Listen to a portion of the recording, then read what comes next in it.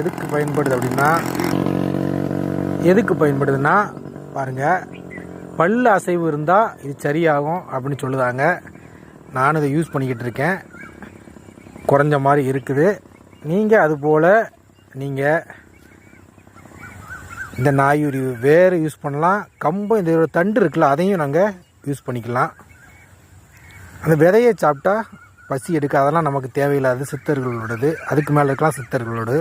இது நம்முடைய பயன்பாட்டுக்கு இருக்குது. இது எங்கேயா இருந்தால் கட் பண்ணி வச்சுக்கோங்க. இந்த வேறு அப்படியே இந்த தண்டெல்லாம் கட் பண்ணி வச்சிட்டிங்கன்னா நீங்கள் இதை வச்சு பல் தேய்ச்சி நல்லா பஞ்சு மாதிரி இருக்கும். வேப்ப இலையோட பஞ்சு மாதிரி இருக்கும்.